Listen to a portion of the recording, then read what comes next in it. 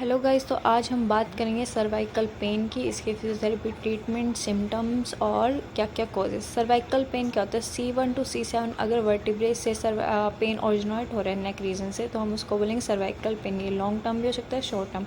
Common causes क्या हो सकते हैं? Muscle strain, degenerative disease, hereditary disc, cervical spondylitis, injury या ट्रॉमा, या फिर उसको कोई नर्व कंप्रेशन हो। ये सब उसके कॉमन कॉजेज हो सकते हैं। अगर इसके सिम्टम्स की बात करें तो पेशेंट कंप्लेंट करके उसकी नेक स्टिफ रहती है, range of motion, flexion extension, उसकी रेंज ऑफ मोशन डिक्रीज हो रखी है। हेडेक उसको रहता है जो कि नेक से ओरिजिनेट होता है। Pain radiating to shoulder, arm और अपर बैक। टिंगलिंग और नमनेस और वीकनेस रहती है उसको हैंड्स और आर्म्स में, इफ़ अगर नर्व इन्वॉल्व होती है तो। अगर उसके बाद हम मैनेजमेंट की बात करें तो पेशेंट को बोलेंगे रेस्ट करना है, पोस्चर करेक्शन करेंगे, फिजिकल थेरेपी में हम स्ट्रेंथनिंग, स्ट्रेचिंग, ये सब improve, flexibility, range of motions. और पेन रिलीफ में हम एनासिड्स ले सकते हैं, जैसे कि एग्जांपल है इबुप्रोफेन, हॉट और कोल्ड थेरेपी, नेक स्पोर्ट और इंजेक्शन या सर्जरी सेवरल केसेस में, कॉर्टिकोस्टेरॉइड्स। फिजियोथेरेपी में हम सर्वाइकल जो सर्वाइकल या जो नेक पेन है उसका ट्रीटमेंट करेंगे, पेन को रिड्यूस करेंगे, इन्फ्लेमेशन कम करेंगे और मसल की स्ट्रेंथ को बढ़ाएंगे और रेंज ऑफ मोशन को इंक्रीज़ करेंगे।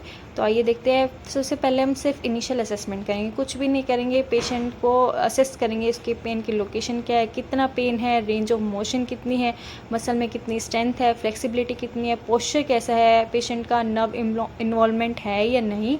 ये हम आर्म और हैंड में नमनेस और टिंगलिंग सेंसेशन से चेक करेंगे।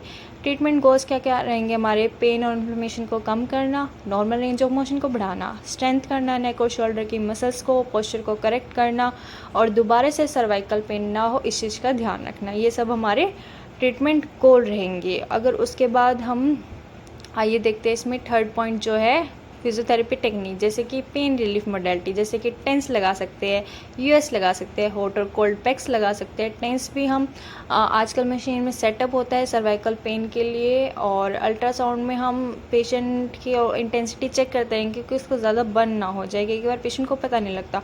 और अल्ट्रासाउंड हमारा ब्लड फ्लो और टिश्यू हीलिंग में हेल्प करेगा। उसके अलावा मैनुअल थेरेपी कर सकते हैं, सॉफ्ट टिश्यू मसाज कर सकते हैं, हैंड से मसाज कर सकते हैं, जॉइंट मोबिलाइजेशन देंगे हम, ट्रैक्शन दे सकते हैं नेक में, ट्रिगर पॉइंट रिलीज़ कर सकते हैं। अगर पेशेंट कंप्लेंट करे कि उसको इसी पॉइंट से पेन ओरिजिनेट हो रहा है तो हम उस पॉइंट को रिलीज़ कर सकते हैं मैन्युअली हाथ से।